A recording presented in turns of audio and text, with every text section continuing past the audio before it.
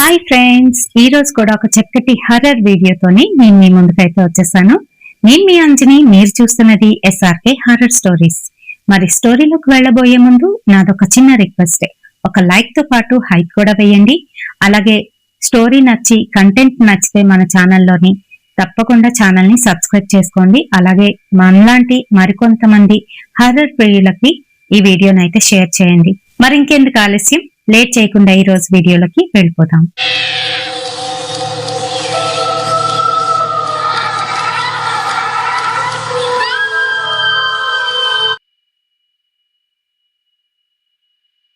Story మా friend వాళ్ళ అన్నయ్యకి జరిగిన ఒక రియల్ ఇన్సిడెంట్ అన్నమాట. వాళ్ళు హైదరాబాద్ కి అయితే షిఫ్ట్ అయిపోయారు. హైదరాబాద్ లోని హఫీస్పేట దగ్గరలోనే అన్నమాట. అయితే అక్కడంతా కూడా ఏంటంటే శ్మశానాలు, పక్కనే ఇల్లులు, పక్కనే అపార్ట్మెంట్లు ఇలా అయితే కట్టుకొని ఉన్నారు.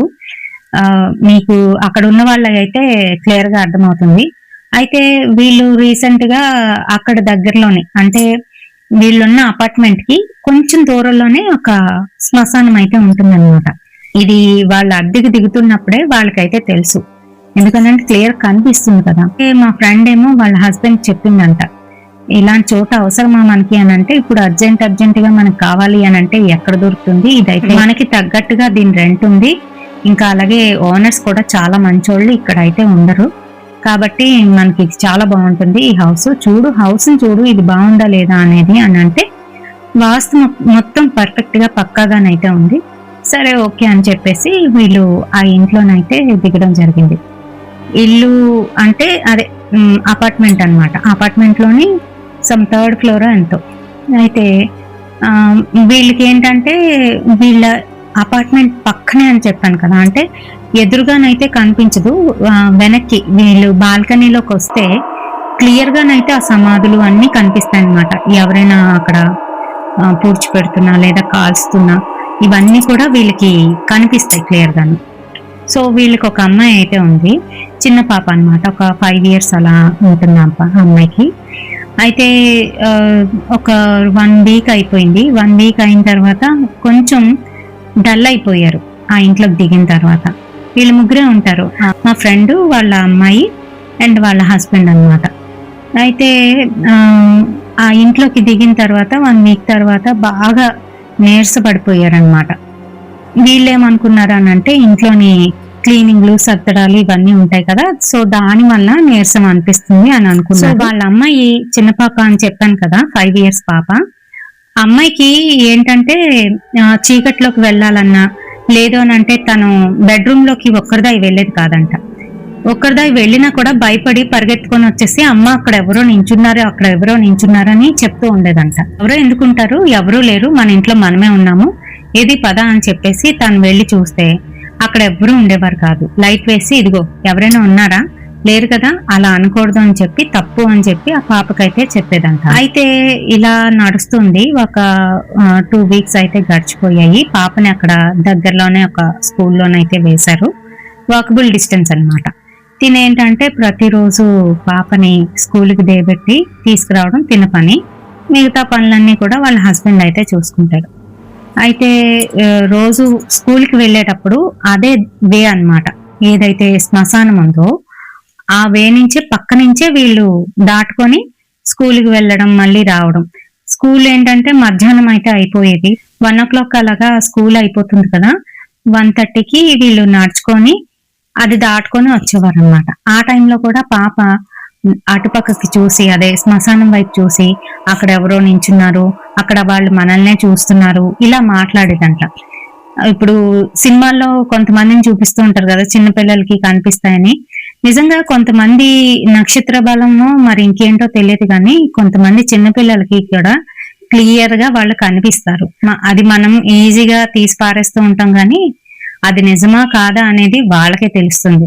వాళ్ళు చూసి భయపడుతున్నప్పుడు మనము వాళ్ళకి జాగ్రత్త చెప్పి, అలా ఏం భయపడవద్దు అని చెప్తూ ఏదైనా రక్ష కట్టడం గాని, లేదనంటే దేవుణ్ణి తలుచుకో అని చెప్పడం గాని చెయ్యాలి. అంతేగాని వాళ్ళని మందలించడం గాని, లేదంటే కొట్టడం గాని చేస్తే మటుకు వాళ్ళు ఇంకా భయపడిపోతారు, ఇంకా ఎక్కువ అవుతుంది, అవతల వాళ్ళు కూడా ఇంకా భయపెడతారు. అయితే ఈ అమ్మాయి స్కూల్ నుంచి వచ్చేటప్పుడు ఇలా అంటుంటే మా ఫ్రెండ్ ఏంటంటే ఇలాంటివి ఏవి కూడా అస్సలు నమ్మదనమాట. తను ఏం చెప్పేది, ఏంటి నువ్వు అలా మాట్లాడుతున్నావు, తప్పు, అలా మాట్లాడకూడదని చెప్పానా, ఎవరిని చూస్తున్నావు, అక్కడ ఎవ్వరు లేరు, ఇగో చూడు, సరిగ్గా చూడు అని చెప్పి అలా మందలిస్తూ ఇంటికి తీసుకువెళ్ళిపోయేది. మధ్యాహ్నం భోజనం పెడుతూ ఉంటే సరిగ్గా తినేది కాదంట పాప. సరేలే అని వదిలేసేది. ఇంకా తర్వాత మధ్యాహ్నం పడుకోబెడుతూ ఉంటే నాకు భయం వేస్తుంది, నేను పడుకోను, నాకు భయం వేస్తుంది అని అంటూ ఉండేదంట. నేను పక్కనే ఉన్నాను కదా, నీకు ఎందుకు భయం అని లైట్ ఆఫ్ చేస్తే చాలు తను గోలు పెట్టేస్తుందంట. వద్దు, లైట్ ఆఫ్ చేయొద్దు, అదో అక్కడ ఉన్నారు, అక్కడ నించొని ఉన్నారు, మనమే చూస్తున్నారు అని ఇలా అంటూ ఉంటే ఈ అమ్మాయి ఇంకా బాగా వెక్స్ అయిపోయింది. వాళ్ళ ఆయనతోనైతే చెప్పింది, ఇలా పాప మాట్లాడితే ఇలా అంటుంది ఇక్కడికి వచ్చిన దగ్గర నుంచి అని అంటే, నువ్వే ఎక్కువ దానికి హర్రర్ షోస్ అలాంటివన్నీ కూడా చూపిస్తూ ఉంటావు, అందుకే అది మైండ్ లో అలా పెట్టుకొని అలా అంటుంది అని చెప్పేసి అలా ఆయన కూడా ఈ అమ్మాయిని తిట్టారంట. అంటే తను కూడా నమ్మడనమాట ఇలాంటివి కూడా. సో అయిపోయిన తర్వాత ఇంకా ఇలానే ఒక రోజు ఏమైంది, పాప ఏమో ఆడుకుంటానని చెప్పేసి ఒక్కరిదాయే చెప్పులు వేసుకోవడానికి అని చెప్పేసి ఇంట్లో నుంచి బయటకు వచ్చింది. సో చెప్పులు వేసుకుంటే ఆగు నేను వస్తున్నాను అని చెప్పేసి మా ఫ్రెండ్ తను బయటకు అయితే వచ్చింది. అండ్ పాపని పట్టుకొని తను కూడా చెప్పులు వేసుకొని బయటకు వచ్చారంట. బయటకు వచ్చేసరికి అమ్మ మేడ మీదకి వెళ్దాము అనేసి అంటుందంట. సరే అయితే పద అని చెప్పి వెళ్తూ ఉంటే ఈ లోపు పక్కింటి ఆమె వచ్చి మా ఫ్రెండ్ తోని మాట్లాడుతుందంట.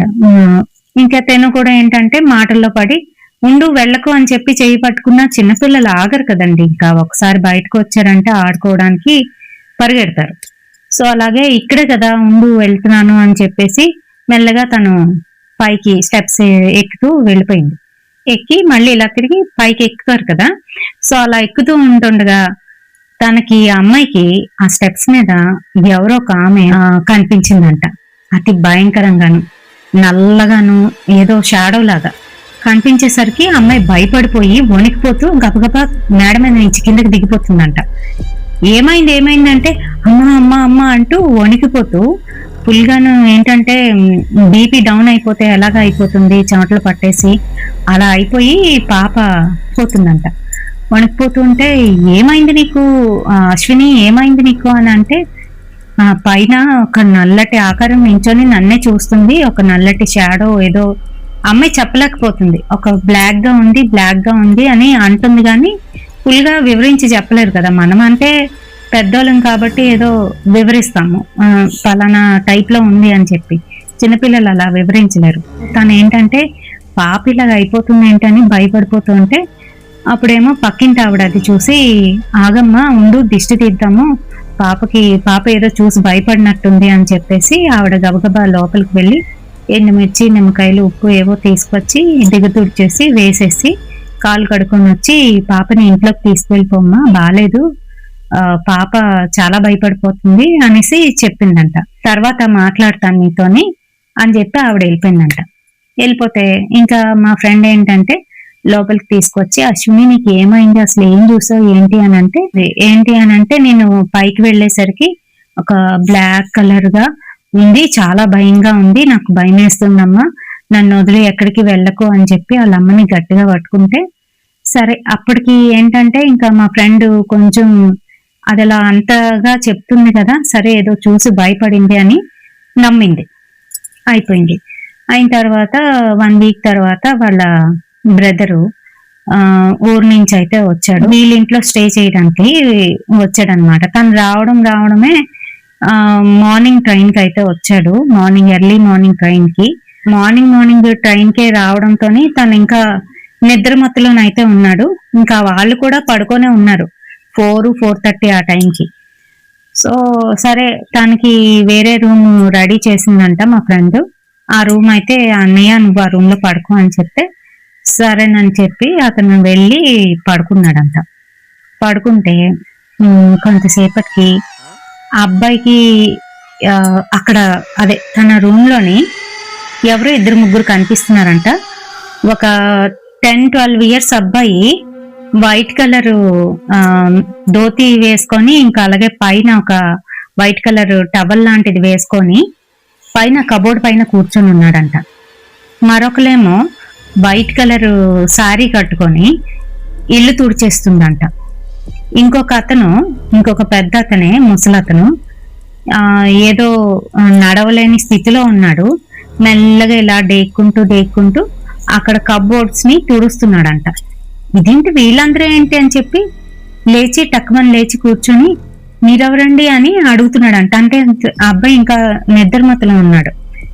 ఎవరండి మీరు అందరూ, అబ్బాయి అయితే అలా కూర్చున్నాడు అని భయపడుతూ చూస్తుంటే అక్కడ తుడుస్తున్న ఆమె అంటుందంట, మీ చెల్లి ఒక్కరిదాయి ఉంది కదా బాబు, ఏం చేసుకోలేకపోతుంది కదా, సహాయం చేయడానికి మేము వచ్చాము అని చెప్పి. సహాయం చేయడానికి రావడం ఏంటి, మీరందరూ ఇలా ఉన్నారేంటి అని చెప్పేసి తను అనుకున్నాడు. ఈ లోపు తను పడుకున్న బెడ్ వెనకాతల నుంచి, అంటే మంచం కింద నుంచి లిటరల్లీ ఒక మగ మనిషి బాగా నీరసంగా ఉన్నట్టు, అంటే జబ్బు ఏదో పడినట్టుగానైతే ఉన్నాడు. అతను కూడా తెల్లటి వస్త్రాలు, లుంగి ఏదో కట్టుకొని ఉన్నాడంట. ఇలాగా లెగిచి అక్కడి నుంచి తనకాసే చూసుకుంటూ అతి భయంకరంగా నవ్వాడంట. అంతే, దీనికి ఇంకా తెలివి వచ్చేసింది. టక్కుమని లేచి కూర్చున్నాడు. చుట్టూ అంతా చీకటి, అందరూ పడుకున్నారు. ఇంకా అప్పటికి 5:30 అంతా అయిపోయింది. ఇంకా వాళ్ళు పడుకున్నారు. త్వరగా లెగరు కదండి, ఇంకా పడుకున్నారు. పడుకుంటే ఈ అబ్బాయికి ఏం అర్థం కాలేదు. నేను ఇప్పుడు నిజంగా చూసానా, కల కన్నానా, ఏంటిది ఇలా కనిపించాయి అని భయపడిపోతున్నాడు అనమాట. భయపడిపోతుంటే సరే, ఇంకా తనకి నిద్ర పట్టలేదు. వెళ్ళి స్నానం చేసుకుని వచ్చేసి వాళ్ళ చెల్లి లేచేంత వరకును వీధి రూమ్ లోని టీవీ వేసుకొని కూర్చుని ఉన్నాడంట.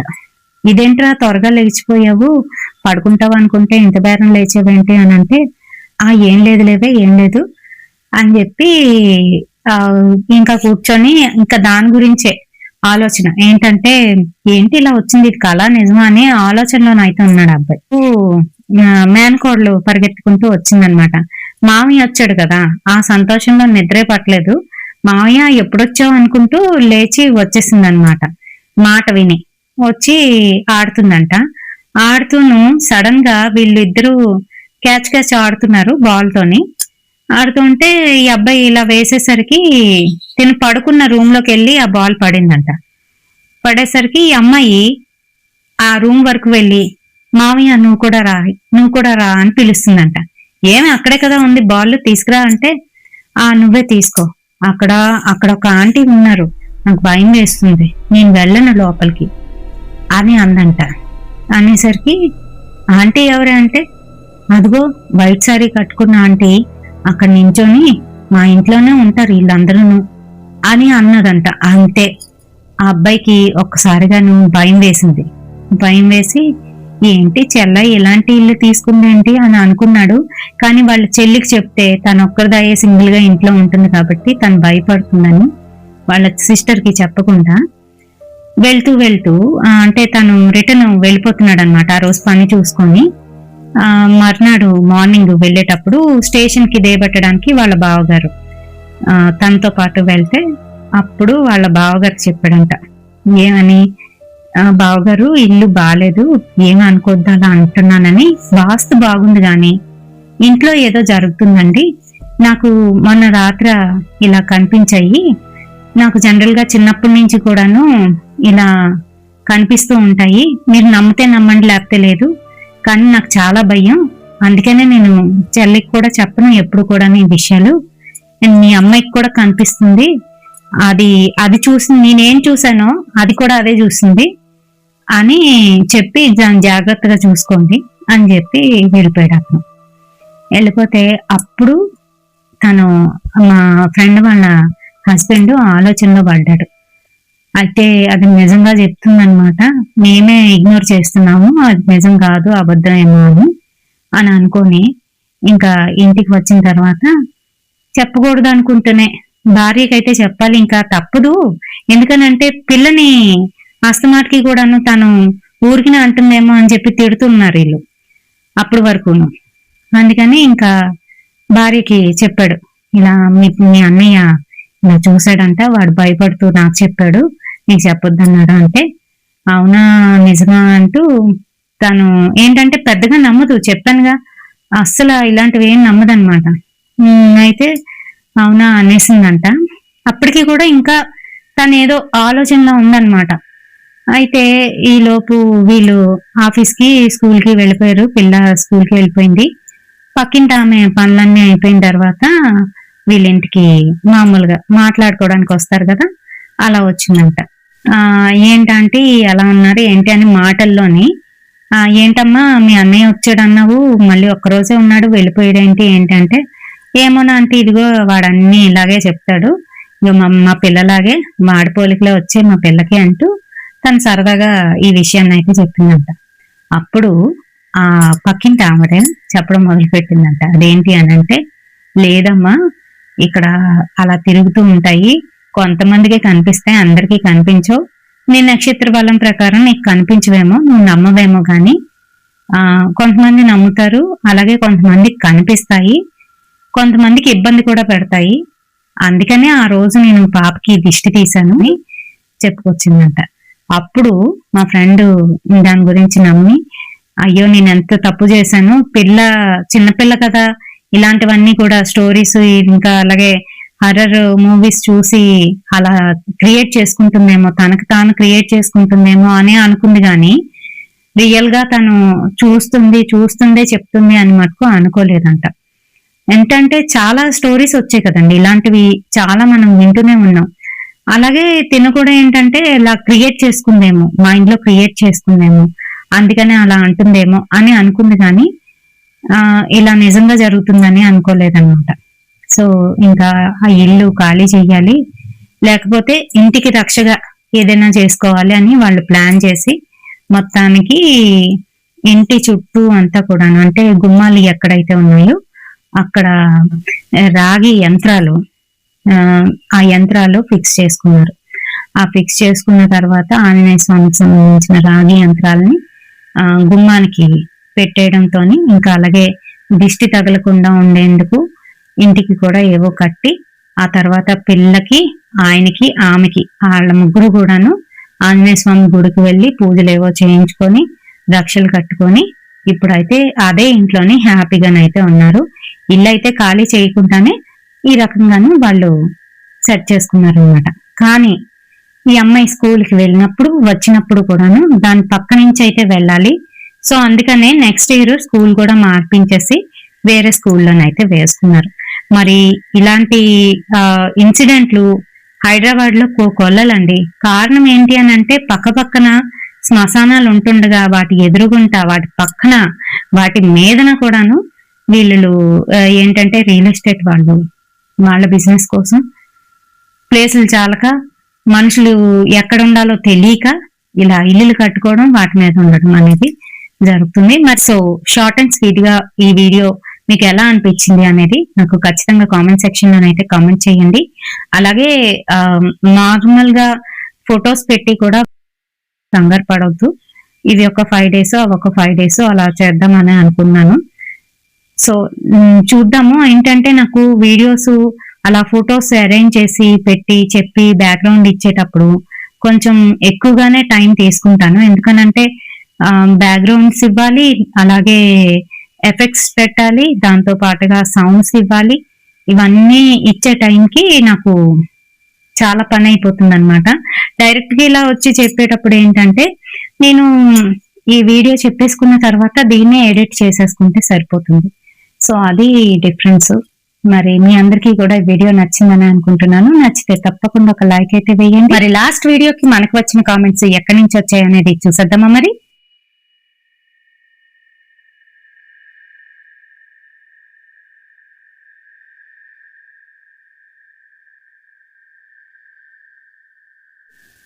మరి వీడియో నచ్చినట్లయితే తప్పకుండా ఒక లైక్ అయితే వేయండి, షేర్ చేయండి మీ ఫ్రెండ్స్ అండ్ ఫ్యామిలీ మెంబర్స్ కి, మనలాంటి హర్రర్ లవర్స్ కి.